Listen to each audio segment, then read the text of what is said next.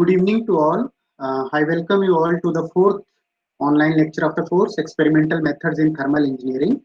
So in our previous lecture, we started our discussion on the dynamic measurements, and in terms of dynamic measurements, I have given you the mathematical formulation for general nth order system, and then we have defined one force term f of t on the right hand side of the equation.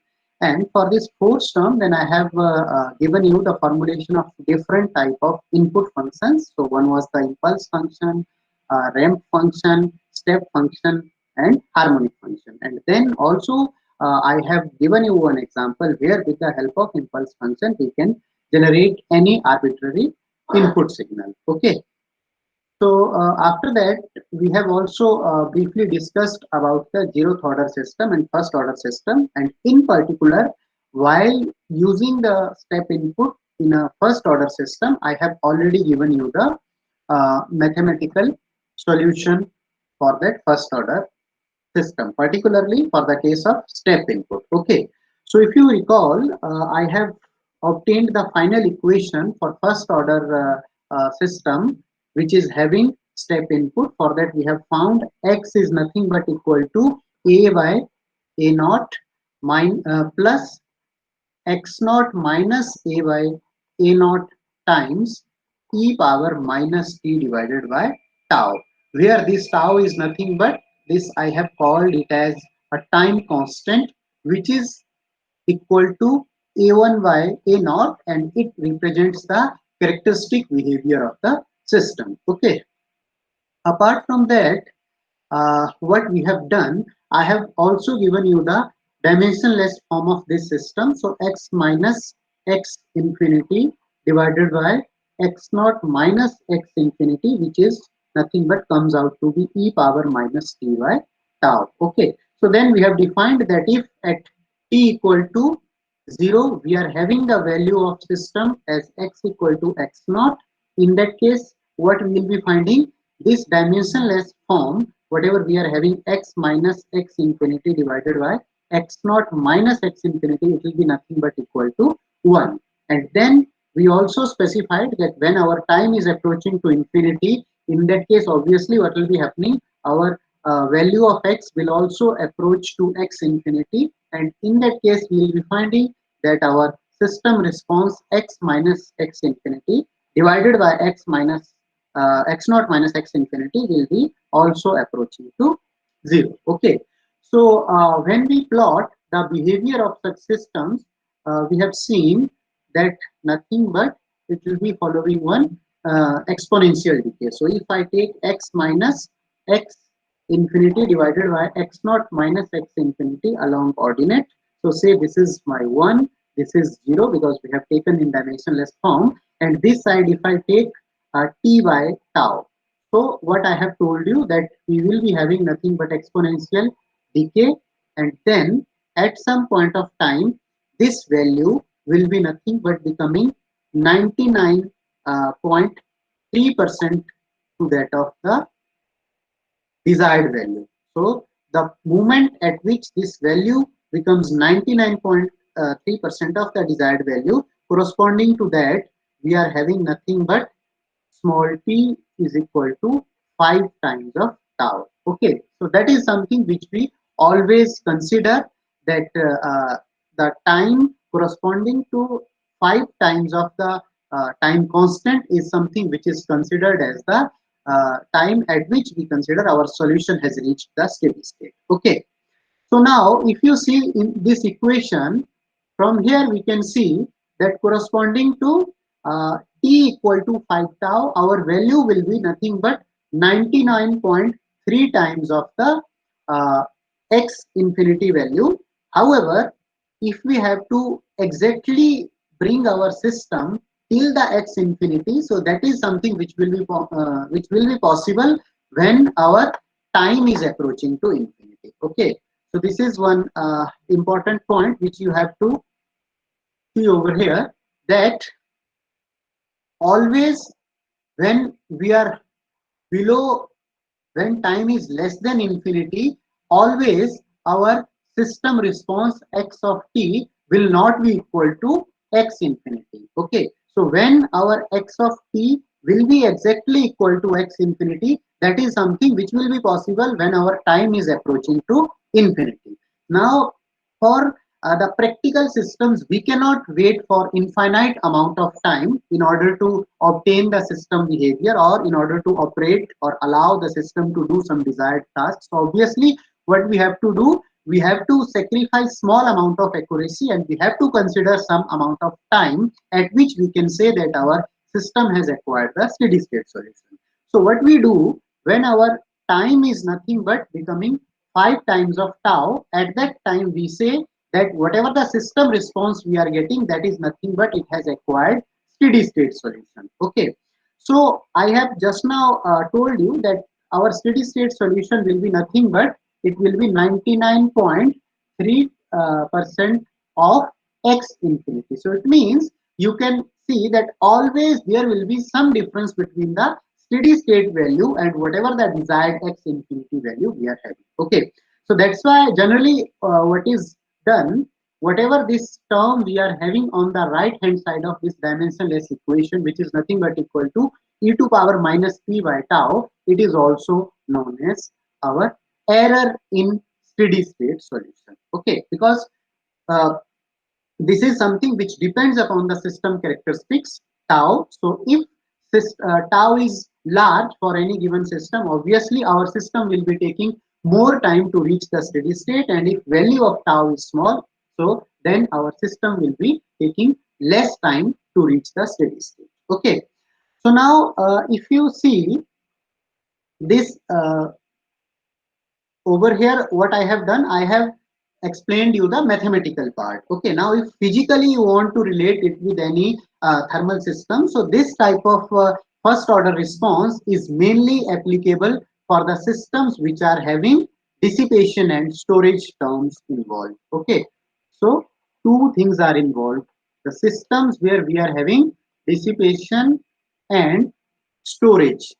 So these type of systems show such behavior. So for example, let me give you an example of a thermal system. So for example, we are having one container, and inside this container, say we are having some liquid which is having temperature equal to T infinity, and we are having one thermometer, and this thermometer is having initial temperature of T naught. Now what we have done, we have brought this thermometer in contact with this liquid. So what will be happening if I say that the T infinity means temperature of the liquid is nothing but greater than the temperature, initial temperature of the thermometer? In that case, what will be happening? When this thermometer will come in contact with the liquid, there will be transfer of heat.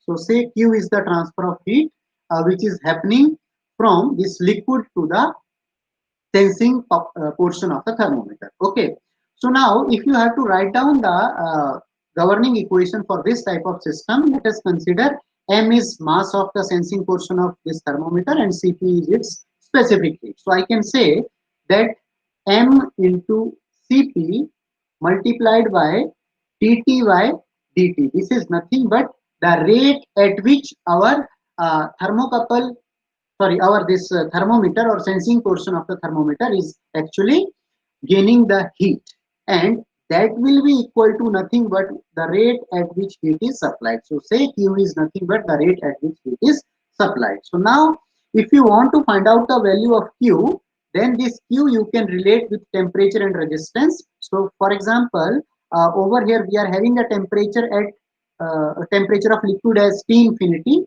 So I can write over here T infinity, and from this T infinity heat is being transferred to the surface of the thermometer. Now this thermometer is having initial temperature of T naught. However, when it will come in contact with the liquid, its temperature will rise. So what will be happening? Ultimately, the temperature of the thermometer will be nothing but a function of time. Okay.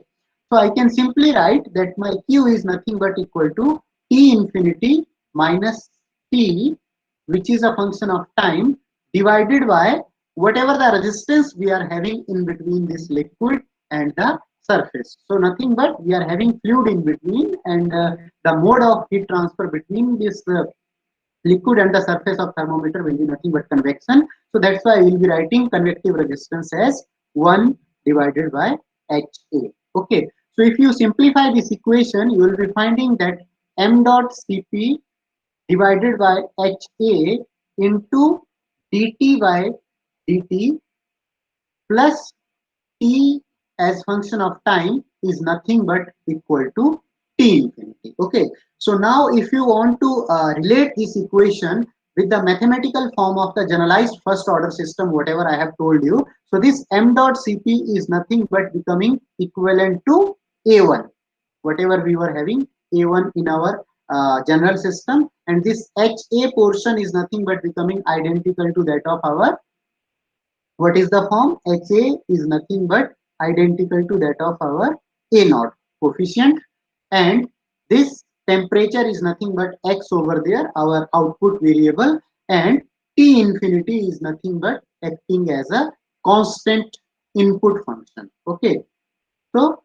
this is the relationship of our equation, whatever we have obtained with our generalized system, whatever I have described you. Okay, so it means if we have to plot the behavior of temperature as function of time, okay, so it will be taking the dimensionless form as P minus T infinity divided by T naught minus T infinity will be equal to nothing but e to power minus T by tau. So if you mathematically solve this, then also you will be finding, considering only the heat transfer portion, whatever I have defined over here, you will be finding that your solution will be giving this result, and where tau is nothing but equal to A1 by A naught, and A1 we are having m dot m into Cp divided by A naught is nothing but H times A. Okay, so from here you can see that this H into A part is nothing but it is representing the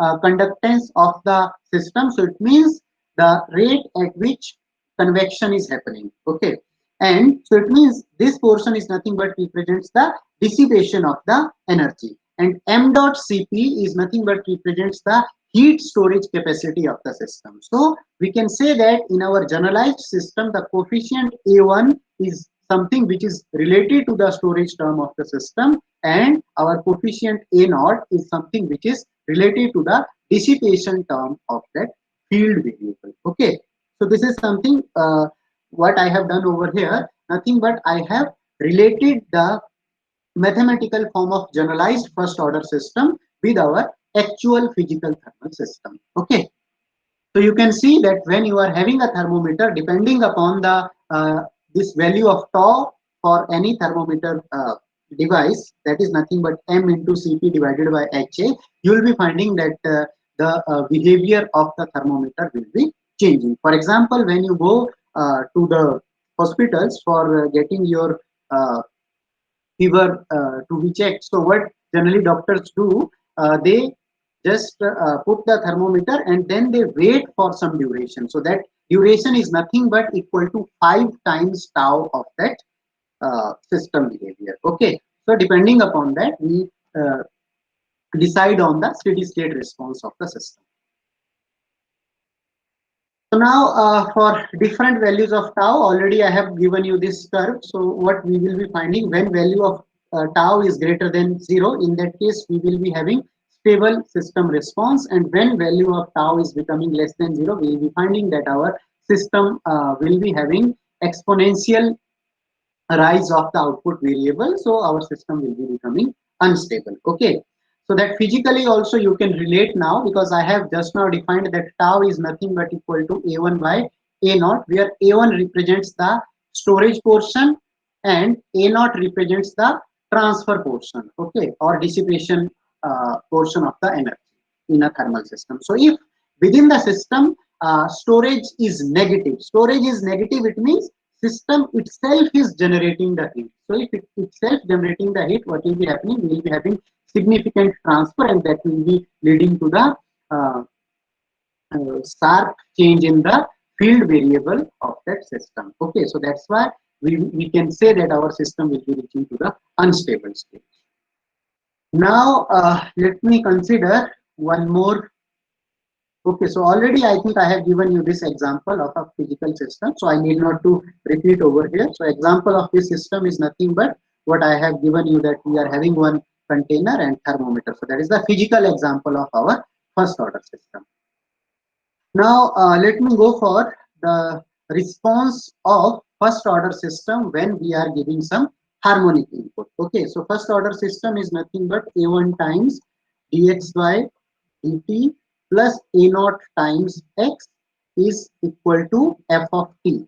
Now what we want to do, we want to see the response of this first order system when we are having the harmonic input. So let me consider harmonic input f of t equal to 0 for t less than 0, and let me consider it equal to a sine omega t. So that is nothing but our harmonic input function when value of t is becoming greater than 0. Okay, so let us first mathematically derive the solution. So ultimately what I will be getting, a1 by a naught into dx by dt plus x will be equal to a divided by a naught into sine omega t. Okay, so now as usual, because our equation is non-homogeneous ordinary differential equation, so what we have to do, we have to find out final solution as nothing but our complementary function plus particular integral. Okay, and already I have told you that for complementary function, what we will be doing, first we will be making it homogeneous. So a1 by a naught, I am writing it as tau. So tau into dx by dt plus x equal to 0. So if you calculate this, already I have given you the solution in the previous lecture, we will be finding that our complementary function is nothing but equal to c1 times e to power minus t divided by tau. Okay, now what we have to do, we have to find out the particular integral. So for finding out particular integral, what we do, we define d as nothing but equal to d by dt, and this will be giving us our equation in the form of tau into d x plus x will be equal to a by a naught sine omega t, and finally I can write that tau into d plus 1 into x is equal to a by a naught into sine omega t. Okay, so now if I have to find out the particular integral, that will be nothing but 1 divided by tau into d plus 1 times what we will be having, a by a naught into sine omega t. Okay, so now when we are having this type of formulation, that over here we are having sine function, we replace the denominator this d square by the coefficient over here, coefficient of this sine function. So we cannot replace d, we have to always replace only the d square in the denominator. So what I will be doing now, I have to make d square in the denominator. So for that, what I will do, I will multiply both sides by both numerator and denominator by tau d minus 1. So if I do it, what I will be getting finally.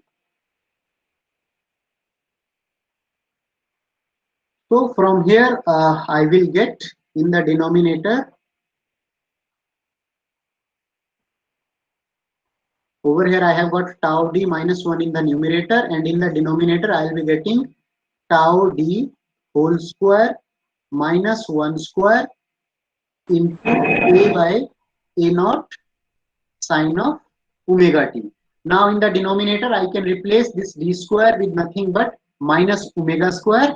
So my equation will become tau d minus 1 into a by a naught sine omega t divided by, we will be having uh, minus of tau square into omega square, because we replace d square with minus of omega square. So minus is not inside the bracket, that should be outside the bracket. So that's why we will be getting minus sign over here.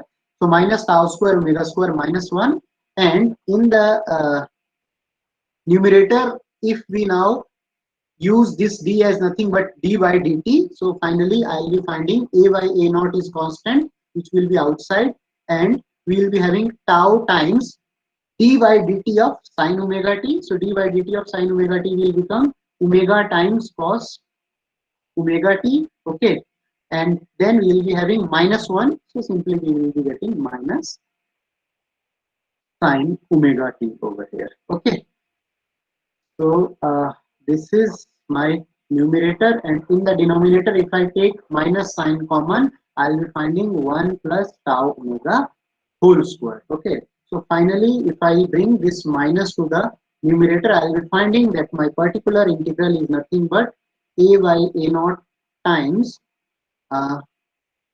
sine omega t minus tau w cos omega t divided by 1 plus tau w whole square. Okay, so that is in the denominator. Now, from the trigonometry, we know that if we are having something in the form of P cos theta plus Q sin theta, that I can write as nothing but equal to R times sine of theta plus phi. So this is something which is coming from trigonometry, where our R is nothing but equal to square root of P square plus Q square, and our phi function will be tan inverse P by Q. Okay, so this is coming from trigonometry. So if we apply this relation over here, here you can see now your P is becoming nothing but A by A naught times tau omega with negative sign, and Q you are getting nothing but A by A naught. So from here, if you calculate R, you will be finding your R is nothing but square root of, and in both P and Q, whatever we are having in the denominator, 1 plus tau omega whole square. So that is something which is common, okay, in both P and Q. So that's why I'll write over here directly a square by a naught square times 1 square plus tau omega whole square, okay, and divided by, already we are having 1 plus tau omega whole square, and as we are doing the square of P and Q, so it will be also having whole power 2. Okay, so from here ultimately we will be getting value of R as nothing but A by A naught times square root of 1 plus tau omega whole square. Okay, and similarly, if you calculate over here phi, you will be finding phi is nothing but tan inverse. So tan inverse P by Q. So both in P and Q, we are having this term 1 plus tau omega whole square common in the denominator. So finally, we will be finding that this denominator will be cancelling out, and we will be having only A by A naught is also common in both. So we will be finding that ultimately we will be getting minus tau omega divided by 1, and which is nothing but equal to, finally I will be getting phi as minus of tan inverse tau omega. Okay, so this is nothing but, if you just relate this equation of particular integral to these trigonometric relations, and if you substitute the value of P and Q in the formulation of R and phi, you will be finding these two. Okay, so already I have described over here, and this is very simple mathematics. So finally, now we can write our particular integral solution in the form of R times sine theta plus phi. Okay, so it means my solution of particular integral over here is nothing but becoming my value of R is A by A naught divided by square root of 1 plus omega tau whole square, okay, times sine theta, and our theta is nothing but omega t plus phi, and we have obtained the value of phi as nothing but minus tan inverse omega tau. Okay, so this is my particular integral. So it means if I find out the total response, which is nothing but complementary function plus particular integral, I will be finding the value of complementary function we have calculated as C1 times e to power minus t by tau plus uh, a by a naught divided by 1 plus omega tau whole square root times sine of omega t minus tan inverse omega t. Okay, so now if you see this over here, so both the terms are having time involved in the equation, but you can see particularly because when we talk about steady state solution, we say time is approaching to infinity. So when our time will approach to infinity, this first term will be becoming equal to 0. So that's why I can simply say that my steady state response is nothing but the second term of the x equation. Okay. So from this you can see that when we have given some harmonic input to the first order system, we have obtained harmonic output only, because if you see in this output we are having sine of omega t minus tan inverse omega tau. Okay, so it means for an harmonic input we are getting harmonic output from the system. Okay, as a steady state output. So, but one important point we have to discuss over here, that our given amplitude was nothing but equal to A.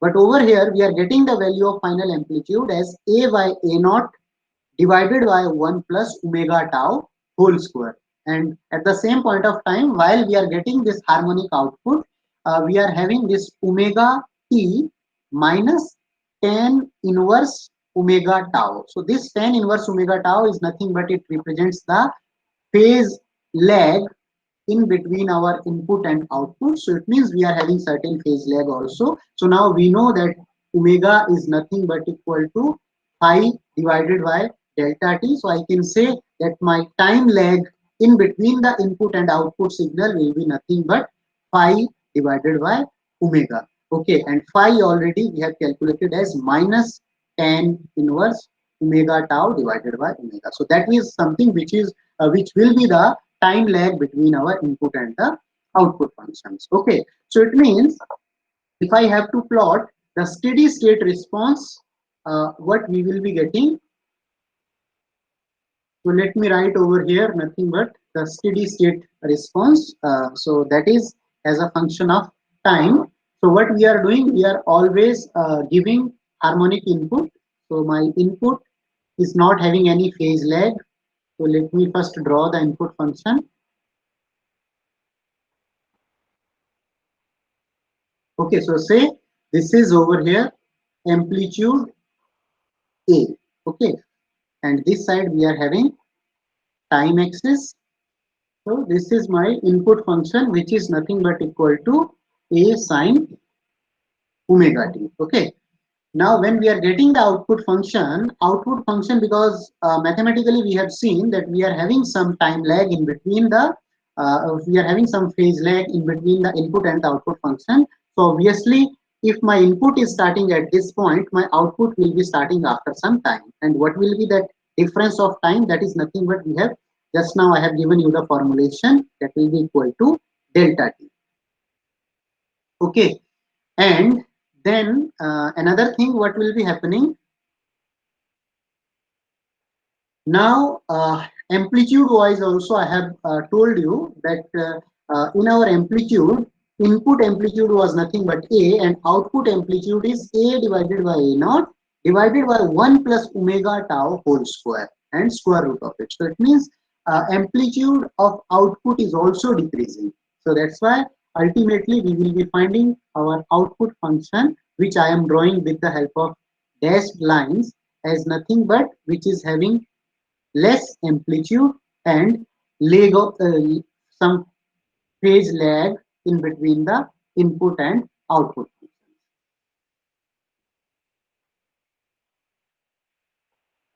So this is nothing but my XSS as function of time. Okay.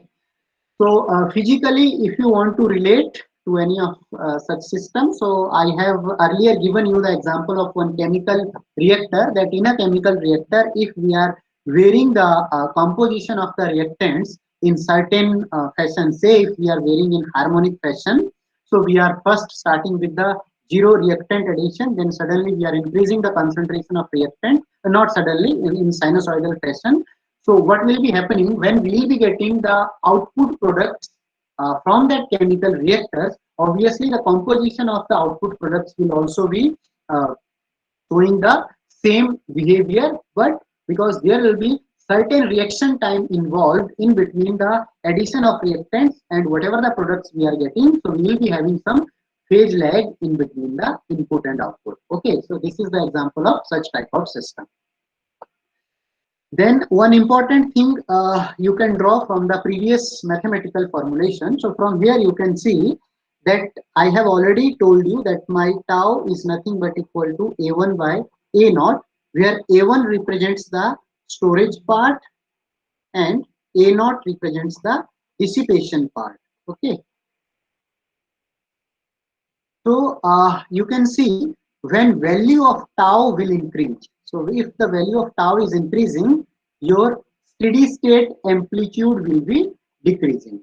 And at the same point of time, when tau is increasing, value of phase lag will also increase. Okay, so you can relate this one to the physical situation. So the value of increase in value of tau means the storage component of the system is actually increasing. So if storage component of the system is increasing, whatever the input is coming to the system will be having tendency to store that input and provide very less transmission. Okay, so that's why we will be getting the less amplitude, and obviously there will be more time required in order to get the desired output. And in case the value of tau is less, it means storage capacity of the system is less. So whatever the input you will be giving, majority of the portion of that input will be dissipated and will be reflected in terms of the output obtained from the system. Okay. So that is how you can physically relate whatever the mathematical formulation you have obtained.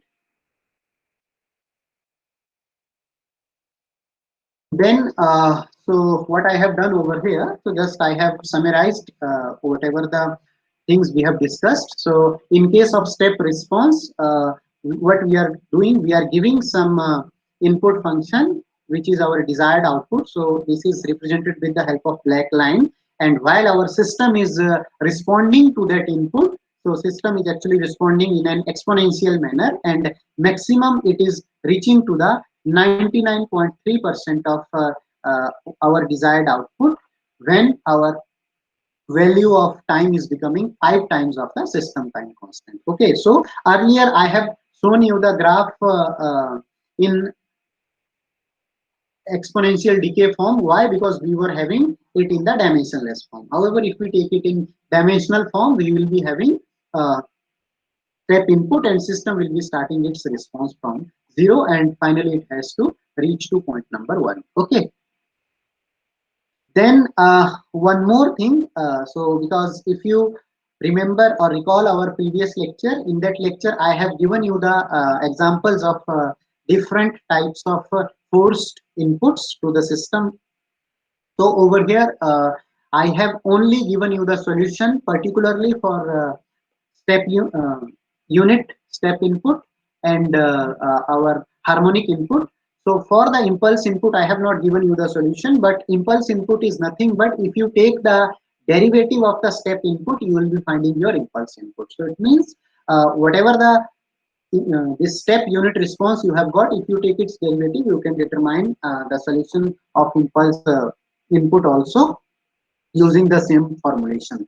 But I have not given the solution to this one, detailed solution that you can try by your own. Over here, what I have done, I have only plotted the final output of the impulse input. Okay, so the meaning of impulse input already I have told you that nothing but at some instant we will be giving some value to the physical variable. Now, if we consider the unit impulse input, so what I have done at time t equal to 0, say at this point t equal to 0, we have nothing but given some impulse of input which has generated the value of field variable to 1, and after that we have not given any response. So obviously what will be happening, whatever the initial value our physical system has reached, immediately that value will be decaying to the 0. Okay, so an example of this one, you can consider that if you are having an electric heater, and that electric heater, say if you are switching on high power density electric heater, so if you are switching on only for fraction of seconds, what will be happening immediately, the surface of the heater will be getting some temperature, and after that when you will be allowing that surface to remain in the ambient, it will try to once again get the ambient temperature, and the rate at which this temperature of that surface of the heater will be reaching to the ambient temperature, that will be showing some exponential decay. Okay.